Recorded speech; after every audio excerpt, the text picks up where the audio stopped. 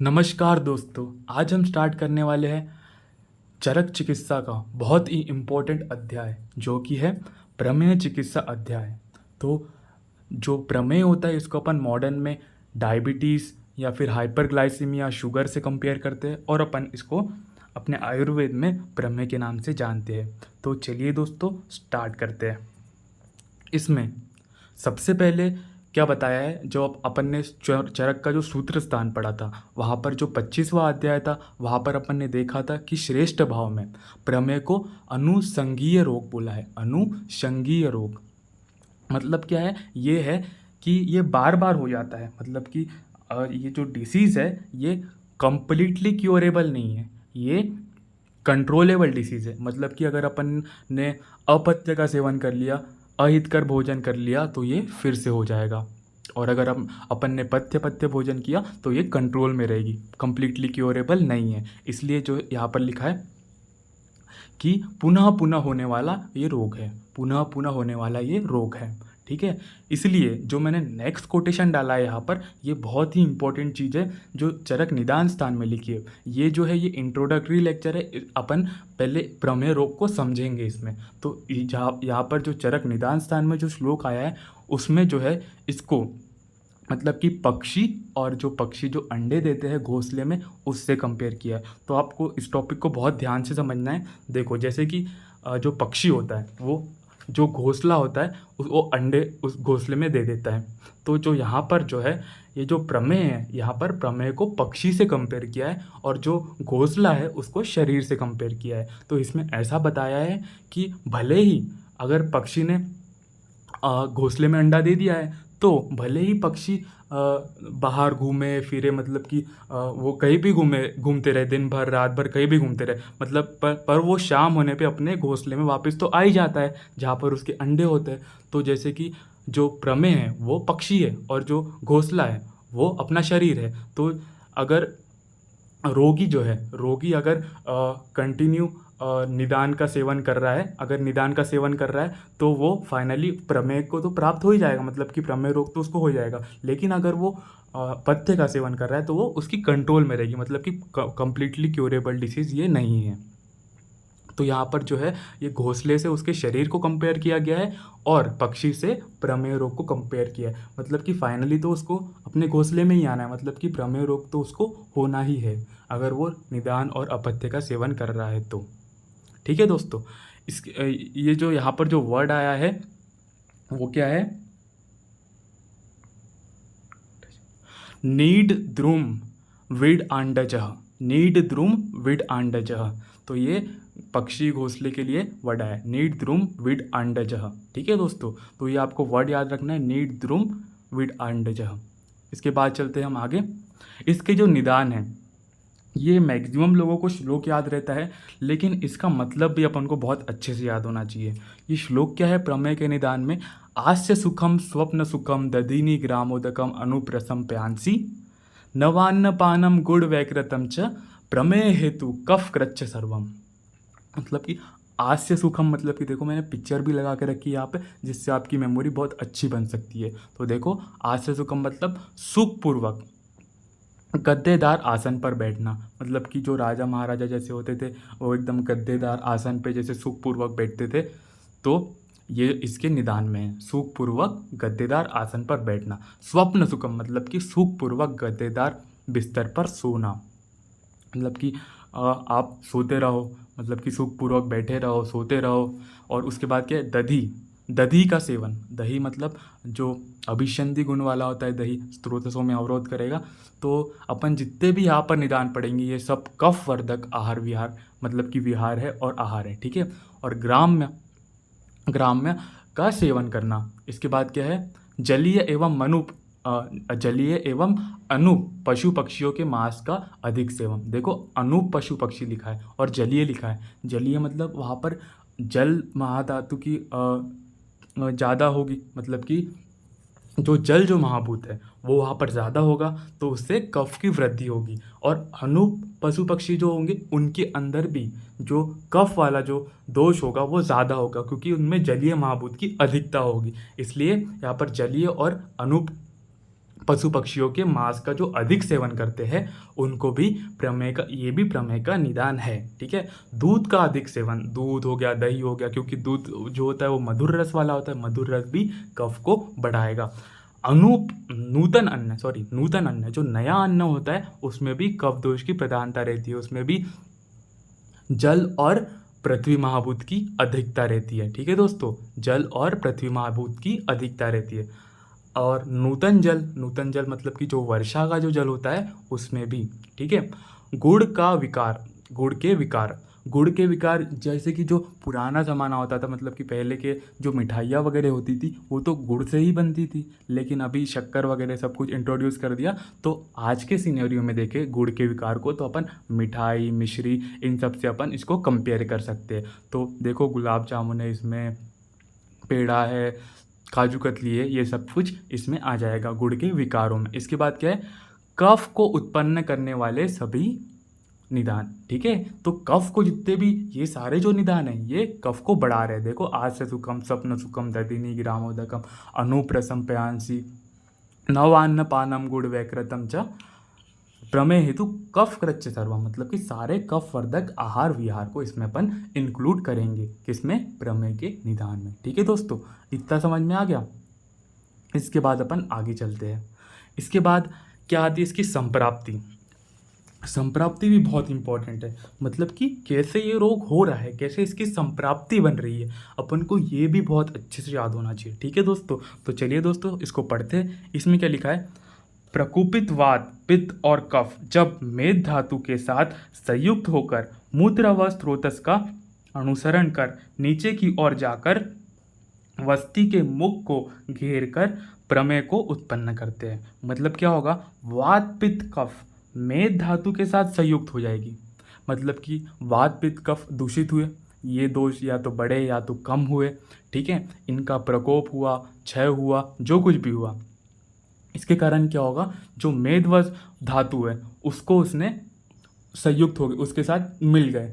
मतलब कि एक्चुअली क्या होता है कि जो मेद व जो स्त्रोतस होते हैं उनमें वो क्लेद उत्पन्न करते हैं। तो मेद और मांस, मतलब कि इसमें तो दोनों स्त्रोतसों की वो होती है, लेकिन यहाँ पर मुख्यतः जो होती है वो मेद व स्त्रोतसों की दुष्टि होती है, मेद धातु की दुष्टि होती है, मतलब कि मेनली तो मेद की होती है, लेकिन उसके साथ साथ मांस की भी होती है। तो वो क्या कर देते हैं, इनका क्लेदांश बढ़ा देते हैं। तो मेद का क्लेदांश बढ़ जाएगा और मांस का क्लेदांश बढ़ जाएगा। मतलब कि क्लेद मतलब क्या है, इसको दूषित, अगर जो वात पित्त कफ है इनने धातु को दूषित कर दिया तो उसका जो धातु जो बन रही है वहाँ पर वो दूषित धातु बन रही है, तो वो कोई काम की धातु नहीं है। तो वो क्या होगी, उसको जो है वो वात जो है वो उसको मूत्र व स्रोतस से अनुसरण कर नीचे लाएगी। तो मतलब वो जो अच्छी वाली धातु है उसका क्लेद अंश बन के दूषित होके वो जो है वात उसको मूत्र व स्रोतसों से बाहर निकाल देगी।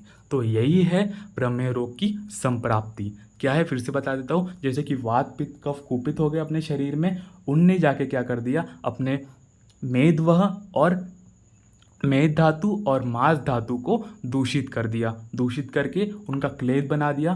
क्लेद बन के वो अपने मूत्र व स्रोतसों से बाहर निकल गई मूत्र के साथ। इसलिए अपन आगे पढ़ेंगे, इसमें जो मूत्र आता है वो गंदला आता है, क्योंकि उसके साथ साथ धातुएं आ रही है। ठीक है दोस्तों, तो अपन आगे चलते हैं। इसमें और क्या पढ़ना है अपन को, देखो मैंने ये जो पिक्चर लगा के रखी है, इसकी मेद धातु बढ़ी हुई है। तो इसकी जो मेद धातु है, वात पित्त कफ दूषित हुए थे, मेद धातु ने, मतलब कि वात पित्त कफ ने मेद धातु को दूषित कर दिया, और जो मेद धातु के साथ साथ मेद धातु जो है उसका क्लेदांश मूत्र के मार्ग से बाहर निकल गया।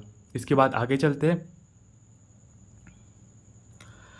प्रमेय जो है वो मेनली काय के प्रकोप से होता है। प्रमेय में अगर वो पूछता है तो सूत्र का जो सुश्रुत का जो निदान स्थान है उसमें क्या होता है, सुश्रुत जी वो व्यान व अपान वायु के प्रकोप से प्रमेय होता है। तो ये बहुत अच्छे से याद रखना है। सुश्रुत जी ने निदान स्थान में जो बताया है वो बोल रहे हैं कि प्रमेय जो है वो व्यान और अपान वायु के प्रकोप से होता है। देखो, अपान वायु तो अपन को समझ में आ रही है कि वहाँ पे मूत्र व स्रोतसों का इन्वॉल्वमेंट हो रहा है। व्यान वायु कैसे, तो देखो ऐसा है कि व्यान वायु जो है वो शरीर में, पूरे शरीर में होती है, वो धातुओं का वो करती है, पूरे शरीर में वहन करती है। तो अपने पूरे शरीर की धातुएं जो है वो मूत्र मार्ग से निकल सकती है। तो मेद और मांस तो अपने पूरे शरीर में ही है ना, तो व्यान वायु और अपान वायु का इसमें प्रकोप होता है। ठीक है, इसके बाद चलते हैं आगे। प्रमेय के दोष में अपन को क्या पढ़ना है? प्रमेय के दोष 3 होते हैं। तो मैंने आपको पहले ही बताया, यहाँ पर मुख्यतः कफ दोष का इन्वॉल्वमेंट होगा। है तो प्रमेय त्रिदोषज, अपन ने पहले ही देख लिया इसमें संप्राप्ति में वात पित्त कफ के दूषित होने के कारण हो रहा है, लेकिन मुख्यतः यहाँ पर कफ दोष का इन्वॉल्वमेंट है। अपन ने निदान में भी कफ दोष का इन्वॉल्वमेंट सबसे ज़्यादा देखा है। तो प्रमेय त्रिदोषज है, मुख्यतः कफ दोष का कारण है। तो कफ सपित्त पवनश्च दोष। ठीक है दोस्तों, तो यहाँ पर ये श्लोक आया है, कफः सपित्त पवनश्च दोष। इसके बाद क्या है, देखो फिर चरक निदान स्थान का श्लोक आया है, बहुद्रवः श्लेष्मा दोष विशेषः। मतलब कि बहुलता किसकी है? यहाँ पर श्लेष्मा की बहुलता है। ठीक है दोस्तों, मतलब कि मुख्यतः यहाँ पर जो दोष इन्वॉल्वमेंट है वो कफ इन्वॉल्व है। तो यहाँ पर जो बहुलता है वो कफ की है। इसके बाद क्या है,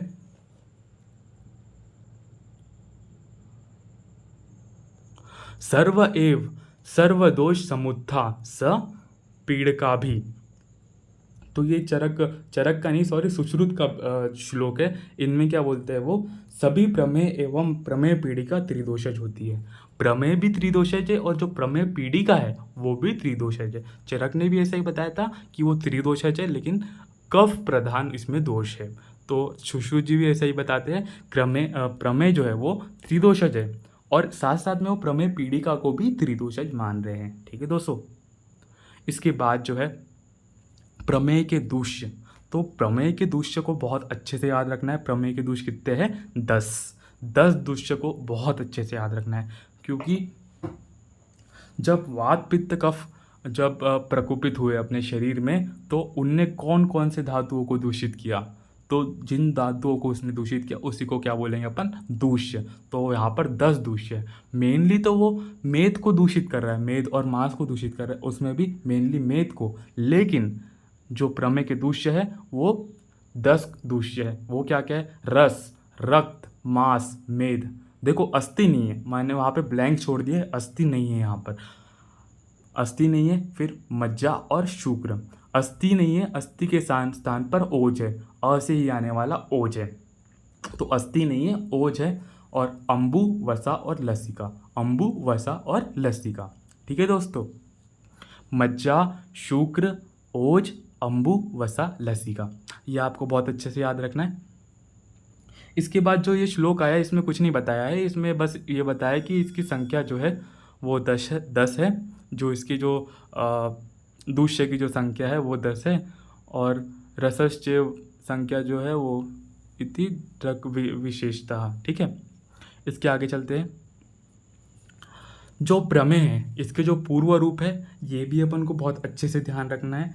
प्रमेय के पूर्व रूप में जो श्लोक आया है इसमें जो आपको याद रखना है, केश नक अतिवृद्धि, जो सेकेंड लाइन है इसका जो लास्ट वर्ड है इसमें लिखा है केश नक अतिवृद्धि। तो ऐसा क्यों हो रहा है कि केश और नक की अतिवृद्धि हो रही है? इसका रीज़न जो है वो यहाँ पर आता है। ये देखो यहाँ पर जो है ये अस्थि धातु नहीं है यहाँ पर, मतलब कि जो प्रमेय हो रहा है उसमें अस्थि धातु अपने शरीर से नहीं निकल रही है। प्रमेय जो हो रहा है इसमें अस्थि धातु दूष्य नहीं है। अगर अस्थि धातु दूष्य नहीं है तो क्या हो रहा है, अस्थि धातु अगर दूष्य नहीं है तो अस्थि वैसी की वैसी रहेगी, बाकी की धातु कम होगी। तो अगर अस्थि वैसी की वैसी ही है अपने शरीर में तो जो अस्थि का जो मल बनेगा वो ज़्यादा बनेगा। अस्थि का मल क्या है?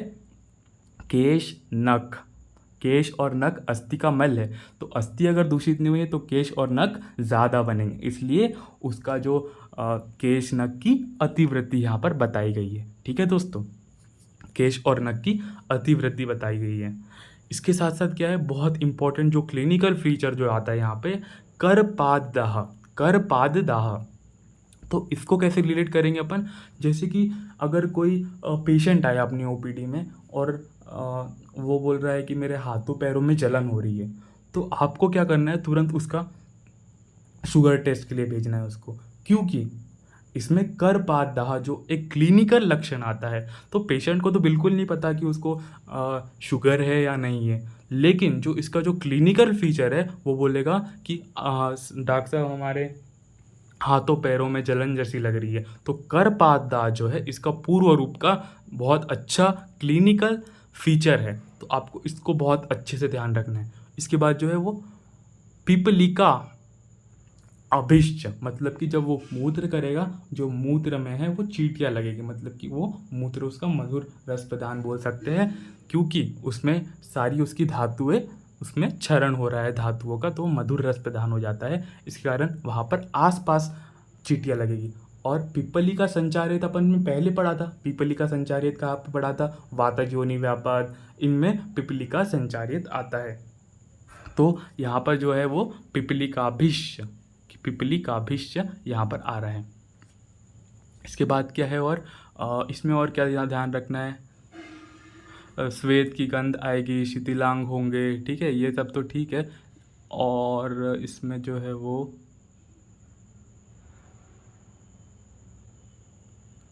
मूत्रे अभिधावंती भी समझ में आता है। हाँ, देखो यहाँ पर जो सेकंड कोटेशन आया है, जो है राजक्ष्मा के पूर्व रूप में जो आता है वो आता है केशानाम नखानाम च अभिवर्धनाम।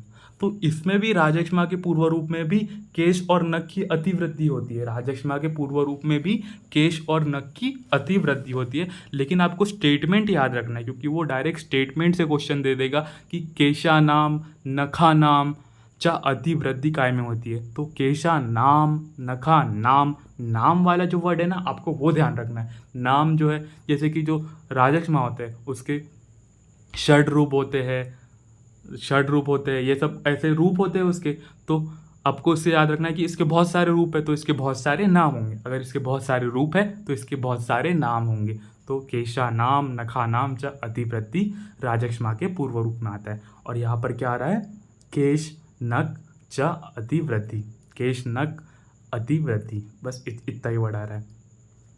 तो चलो दोस्तों, इसको हिंदी में एक बार पढ़ लेते हैं। केश में जटा का बन जाना, केश में जटा कब बनेगी, जब केश बहुत ज़्यादा बढ़ जाएंगे, यहाँ पर अस्थि धातु दूषित नहीं हो रही है तो केश बहुत ज़्यादा बढ़ जाएंगे, तो केश की अतिवृद्धि। मुख में मधुरता, मुख जो होगा उसका मधुर होगा, मतलब कि मधुरता, उसकी जो मुख है वहाँ पर लेप जैसा भी उसको लग सकता है और मधुरता उसको फील होगी, मुख में मधुरता। हाथ पैर में शून्यता, देखो वहाँ पर दाह हो रहा है और शून्यता के साथ साथ हो रहा है, मतलब कि उसको सेंसेशन नहीं होंगे, शून्यता जैसा उसको फील होगा, के साथ साथ उसको दाह भी होगा, तो दाह भी एक इम्पॉर्टेंट साइन है यहाँ पर। मूक तालु कंठ का सूख जाना, मूक तालु कंठ क्यों सूख जा रहा है, उसको बहुत ज़्यादा यूरिन आएगी, यहाँ पर पॉलीयूरिया लक्षण मिलता है, तो मुख और कंठ का सूखना यहाँ पर अपन को पूर्व रूप में इसके लक्षण मिलेगा। इसके साथ साथ उसको प्यास भी लगेगी, प्यास भी इसीलिए लग रही है क्योंकि उसका जो है मूत्र अवस्थोतस की वृद्धि हो रही है। आलस्य, आलस तो आएगा ही उसको, ठीक है। शरीर में मलों की अधिकता, शरीर में मल क्यों बन रहे हैं, क्योंकि जो वात पित्त कफ है उनने जो 10 दूष्य है उनको दूषित कर दिया है, तो जो उनके जो मल है वो ज़्यादा बन रहे हैं। शरीर में छिद्रों में मल का अधिक लिप्त होना, तो वहाँ पर अपन ने देखा है पहले ही कि वहाँ पर स्वेद व जो गंध, वहाँ पर गंध इसलिए आ रही है क्योंकि जो स्रोतस है वहाँ पर छिद्रों में मल की अधिकता हो चुकी है, इसलिए वहाँ पर गंध आ रही है। सारे अंगों में दाह होना, दाह तो हो ही रहा है उसको, शून्यता भी हो रही है। शरीर पर और मूत्र में मक्खियाँ और चींटियों का बैठना, देखो मक्खियाँ और चींटियाँ मैंने पहले ही बताया था आपको, वहाँ पर चींटियाँ बैठ रही है और मक्खियाँ भी उसमें लग रही है, शरीर पर भी और मूत्र पर भी।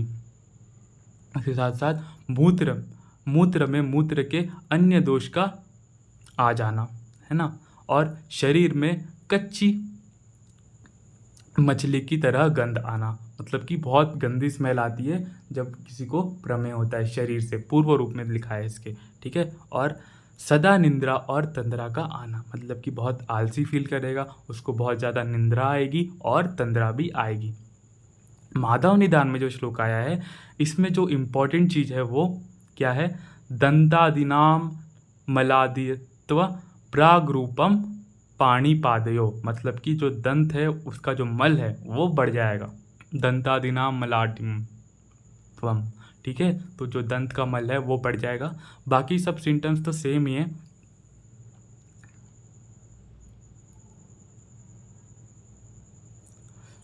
ठीक है, तो इसके बाद क्या है, सुश्रुत जी क्या बताते हैं?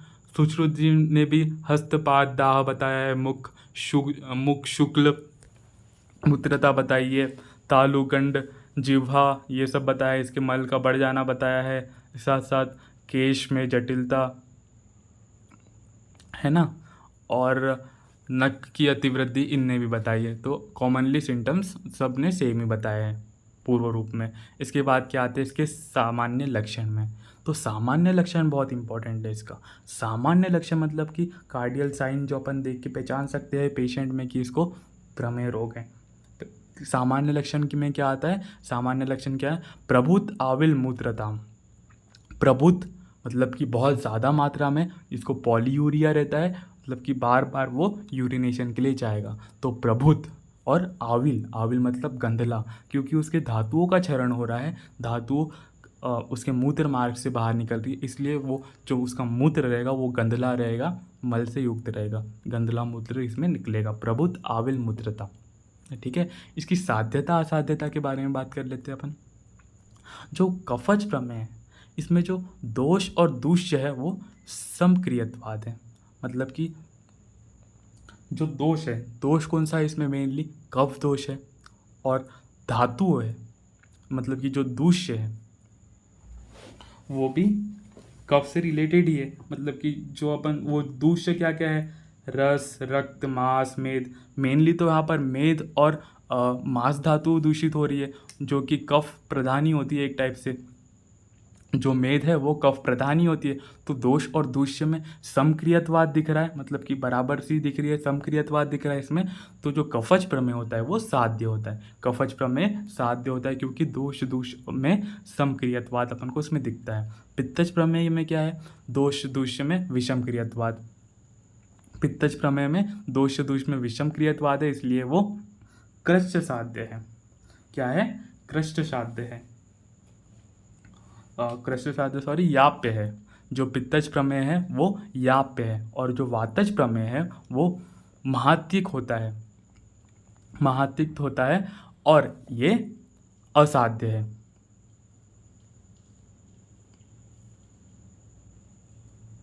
ठीक है दोस्तों, जो वातज प्रमेय है वो महात्तिक होता है, और मतलब कि बहुत डेंजरस होता है, और ये असाध्य है। इसके बाद प्रमेय के भेद 20 बताए हैं। सुश्रुत ने, चरक ने, वाग्भट ने, माधव ने, शारंगर ने 20 प्रमेय के भेद माने हैं।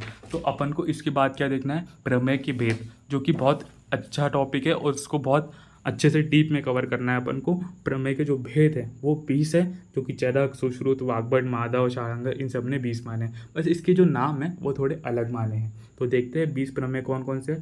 जो कफज प्रमेय है, कफज प्रमेय अपन को इसमें 10 कफज प्रमेय देखना है, 6 पित्तज प्रमेय देखना है, और 4 जो है वो वातज प्रमेय देखना है।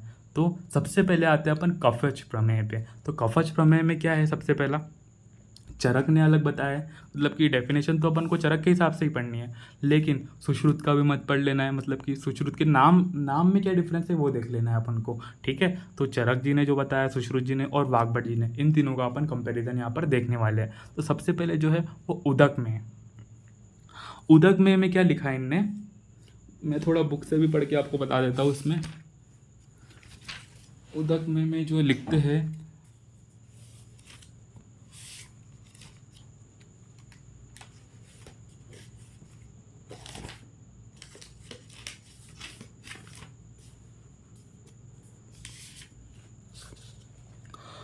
कफ के प्रकोप के कारण उदक में ही मनुष्य स्वच्छ, अधिक श्वेत, शिथिल, गंध रहित जल की तरह मूत्र त्याग करता है।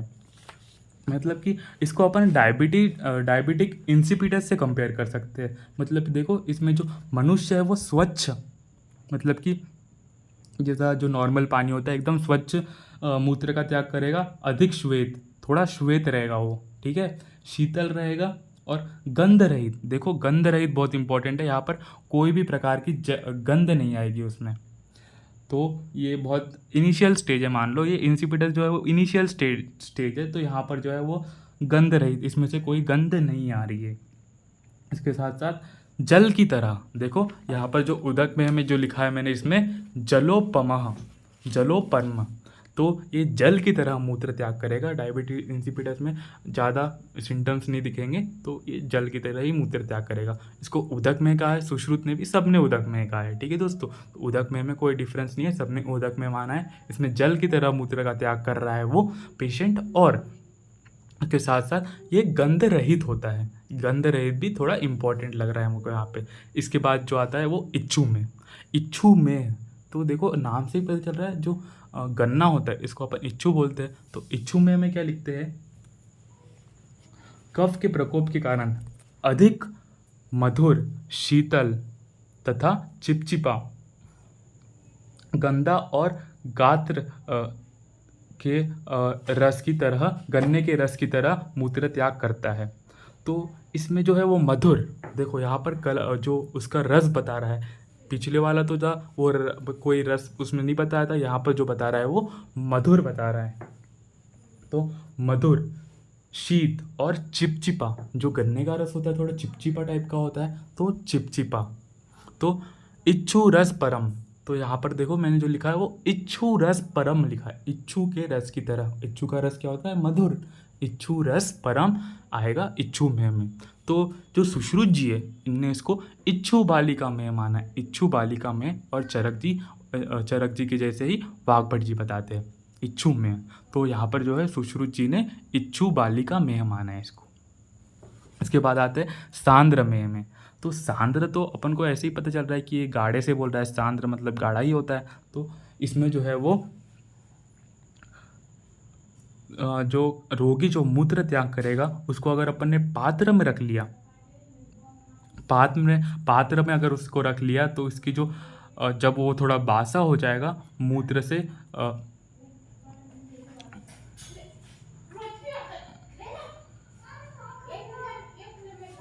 तो जब वो जो मूत्र है वो बासा हो जाएगा तब वो थोड़ा गाढ़ा हो जाएगा।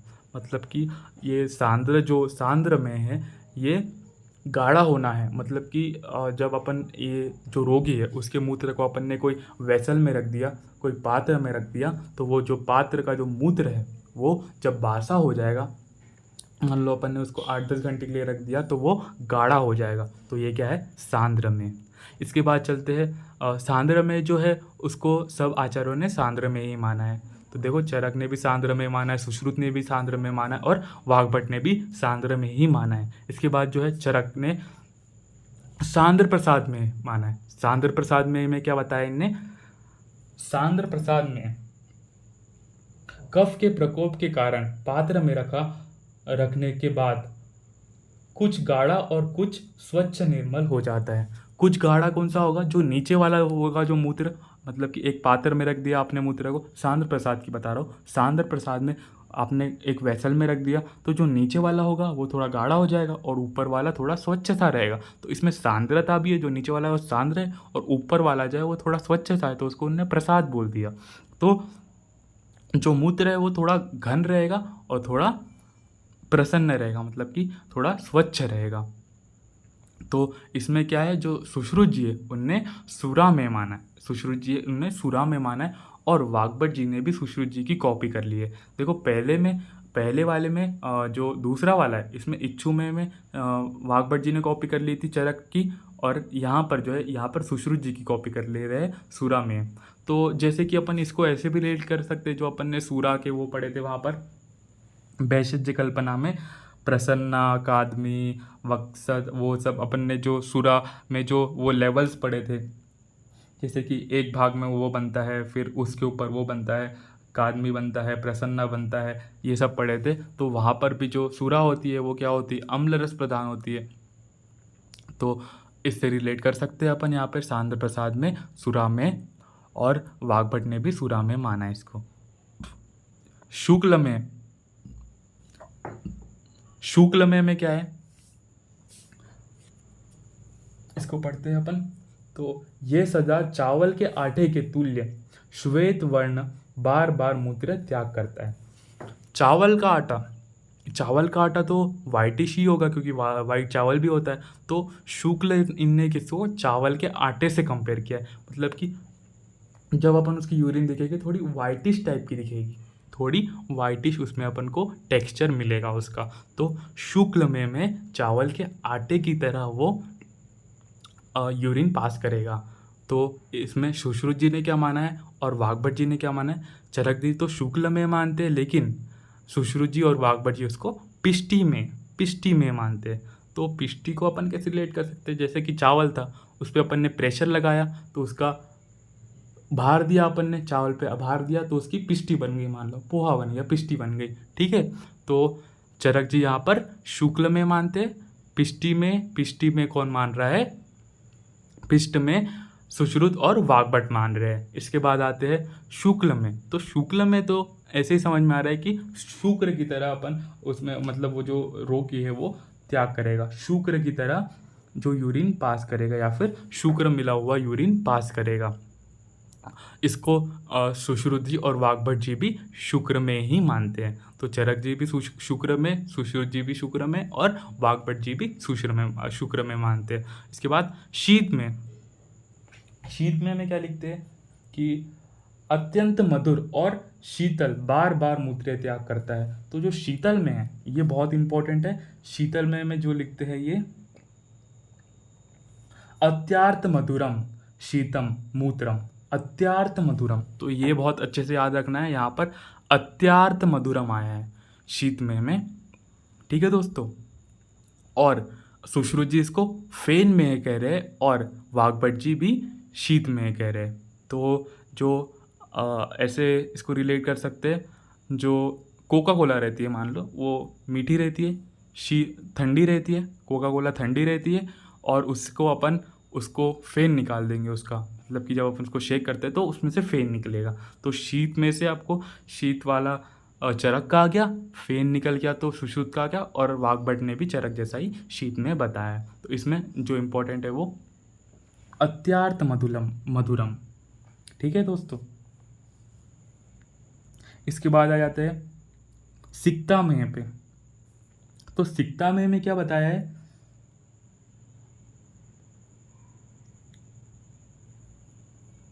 इसमें जो है जैसे कि जो छोटे छोटे ठोस टुकड़े के रूप में मूत्र से निकलता है, मतलब कि जो धातुएं होती हैं, जो अपने धातुओं का क्षरण हो रहा है वो छोटे छोटे क्रिस्टल्स के फॉर्म में निकल रही है। तो सिक्ता में जो है वो बालुकायत युक्त, मतलब कि क्रिस्टल्स बोल सकते हैं, या फिर जो रेत है, रेत के जैसे छोटे छोटे क्रिस्टल्स होते हैं वैसे टाइप में इसमें यूरिन पास करेगा। तो इसको अपन अश्मरी जैसा भी देख सकते हैं, कि अश्मरी से भी तुलना कर सकते हैं कि जो अश्मरी होती है उसमें भी स्टोन्स जो फॉर्म होते हैं वो भी यूरिन से छोटे छोटे होंगे निकल सकते हैं। तो सिक्ता में जो है वो बालुकाया यूतम आया है, बालुकाया यूतम, ठीक है दोस्तों। इसको सुश्रुत जी और वाग्भट जी ने भी सिक्ता में ही बताया।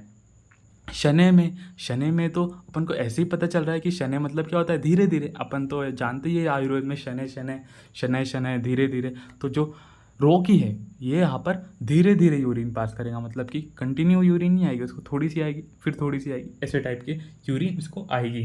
तो मंद मंद वेग रहित या कठिनता से, मतलब कि उसको बहुत ज़्यादा फोर्स लगाना पड़ेगा यूरिन पास करने में, और उसको बहुत ज़्यादा दर्द होगा, ठीक है दोस्तों। तो शनै में क्या है, धीरे धीरे यूरिन पास करेगा, बहुत ज़्यादा उसको फोर्स लगाना पड़ेगा यूरिन पास करने में, और कठिनता से उसको यूरिन होगी। लाल में क्या है? तो जो मनुष्य कफ के कोप के कारण तंतु की तरह बंधे हुए तार के युक्त चिपचिपा मूत्र त्याग करे, मतलब कि बंधे हुए तार के युक्त, मतलब कि थोड़ा पिछिल, मतलब कि उसमें बहुत सारे तार बंधे हुए तो नहीं है, लेकिन वो क्या है, पिछिल सा है थोड़ा, ऐसा बताया गया है कि बड़े हुए बंधे हुए तार के युक्त, ऐसा तो नहीं होता है, लेकिन वो थोड़ा पिछल सा होगा, थोड़ा गाढ़ा सा होगा, ऐसे टाइप का अपन उसको रिलेट कर सकते हैं, मतलब कि तंतु युक्त होगा एक टाइप से। ठीक है दोस्तों, तो लाला में क्या है, लाला में को इनने क्या बताया है, लवण में है, तो सुश्रुत जी इसको लवण में बता रहे हैं और वाग्भट जी ने भी इसको लाला में ही की संज्ञा दी है। तो सुश्रुत जी यहाँ पर 5 चीज़ों में अलग अलग चीज़ें बता रहे हैं, 5 या 6 बोल सकते हैं, जैसे कि इच्छु में को इनने इच्छु बालिका में बता दिया, सांद्र प्रसाद को क्या बता दिया, सुरा में बता दिया, शुक्ल में को पिष्टि में बता दिया, और शीत में को फेन में बता दिया। इसके बाद जो है वो लाला में को लवण में बता दिया, है ना दोस्तों। तो ये आपको ध्यान रखना है, इसको कंपैरिजन बहुत अच्छे से ध्यान रखना है इसका। इसके बाद में जो है वो पित्तज प्रमेय आ जाते हैं। पित्तज प्रमेय बहुत आसान है। पित्तज प्रमेय जो है वो पहला जो है,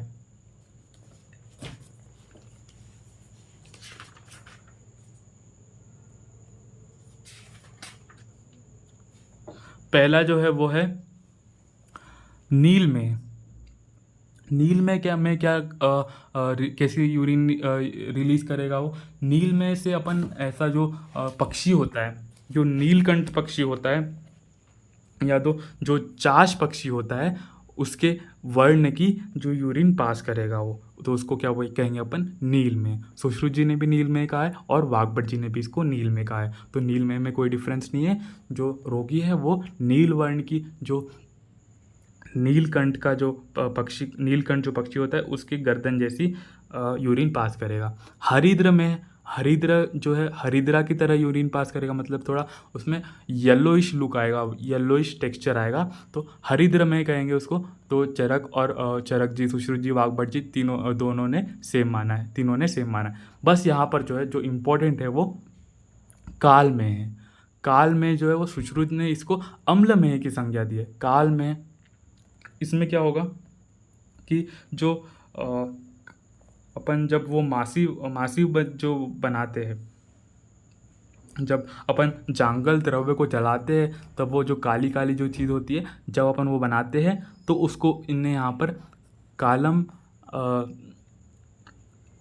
कालम अथपी से रिलेट किया है। ठीक है, तो जो मासी अपन बनाते हैं उससे यहाँ पर रिलेट किया है, जो जांगल द्रव्य को जलाने के लिए अपन बनाते हैं। तो काल में जो है उसको सुश्रुत जी ने अम्ल में, तो इतना कुछ नहीं पूछेगा, बस इतना पूछेगा वो आपसे कि अम्ल में किसने माना है, काल में किसने माना है। तो जो अम्ल में है उसी को चरक ने काल में माना है, या फिर जो काल में है उसी को सुश्रुत जी ने अम्ल में माना है।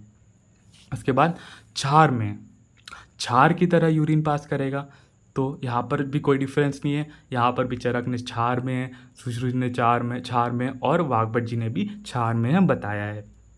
मंजिष्ठा में, मंजिष्ठा की तरह, यहाँ पर भी कोई डिफरेंस नहीं है, मंजिष्ठा में तीनों ने मंजिष्ठा में ही बताया है, मंजिष्ठा की तरह वो यूरिन पास करेगा। इसके बाद रक्त में, रक्त में भी कोई डिफरेंस नहीं है, तीनों ने रक्त में ही बताया है। ठीक है दोस्तों, तो यहाँ पर जो डिफरेंस आ जाता है, रक्त में भी कुछ नहीं है, यहाँ पर रक्त व जैसे यूरिन पास करेगा। बस यहाँ पर एक चीज़ इम्पॉर्टेंट है कि जो यूरिन होगी वो लवण रस प्रधान होगी, इसमें यूरिन में थोड़ा लवण रस आएगा। तो और जो मंजिष्ठा में है वहाँ पे विस्तृंस आएगा, मतलब कि जो स्वच्छ जैसे दिखेगी। ठीक है दोस्तों, स्वच्छ वस्त्र की तरह दिखेगी। तो यहाँ पर अपन को क्या याद रखना है, बस इतना याद रखना है आपको कि जो काल में है उसको सुश्रुत जी ने अम्ल में कहा है, पित्तज प्रमेय में काल में को सुश्रुत जी ने अम्ल में कहा है, बाकी सब तो चरक जी जैसा ही है, सब ने चरक जी जैसा ही माना है। इसके बाद अपन आगे चलते हैं। इसके बाद बहुत इंपॉर्टेंट है वातज प्रमेय। ये अपन ने पहले ही पढ़ा है कि ये महत्व है, मतलब कि बहुत मुश्किल से ठीक होने वाला है, बहुत असाध्य है, महातिक रोग है ये वातज प्रमेय। तो इसको अपन को बहुत आराम से देखना है। सबसे पहला जो टाइप है वो है वसामेय। वसामेय में क्या पढ़ना है अपन को कि चरक जी ने भी वसामेय माना है, सुश्रुत जी ने भी वसामेय ही माना है। चरक जी ने वसामेय माना है और सुश्रुत जी ने भी वसामेय माना है। इसी के बाद क्या है, इसमें अपन बुक में एक बार पढ़ लेते हैं। जो मनुष्य वात के कुपित होने के कारण वसा मिली हुई या वसा की तरह बार बार मूत्र त्याग करता हो उसे वसामय कहेंगे। और ये असाध्य है, मतलब कि ऐसा प्रतीत होगा कि उसमें वसा मिली है। जब वो मूत्र त्याग करेगा तो ऐसा प्रतीत होगा कि उसमें वसा मिली है, कि उससे बहुत ज़्यादा गंध आएगी, मूत्र से भी गंध आएगी और उसके शरीर से भी गंध आएगी। तो वसामय में वसा मिश्रित मूत्र का त्याग करेगा। लसिकामय में लसिका से मिली हुई मूत्र का त्याग करेगा। तो लसिका से मिली हुई अगर मूत्र का त्याग कर रहा है वो, तो उससे भी गंध आएगी। तो इसको सुश्रुत जी ने क्या बोला है, ये बहुत इंपॉर्टेंट है, हस्तिमय का है। तो वसा जो लसिका है उसको सुश्रुत जी ने हस्तिमय का है और वाग्भट जी भी हस्तिमय कहते हैं। तो लसिका को हस्ती हस्ती, लसिका को हस्ती हस्ती करके याद करना है आपको। लसिका की हस्ती हस्ती, लसिका की हस्ती हस्ती। इसके बाद जो है वो मज्जामय है।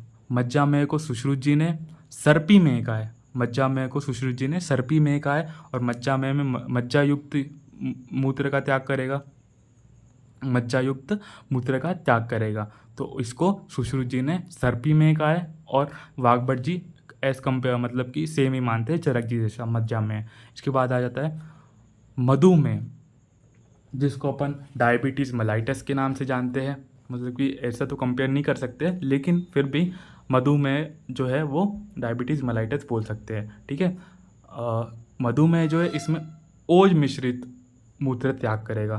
तो इसको देखते हैं, इसमें क्या लिखा है, वात के कोप के कारण मनुष्य कषाय, मधुर, पांडु और रूक्ष मूत्र त्याग करता है, उसे मधुमेह कहेंगे। तो इसमें जो है उसमें यूरिन का जो रस भी बताया है कि वो कैसे रस वाली यूरिन पास कर रहा है।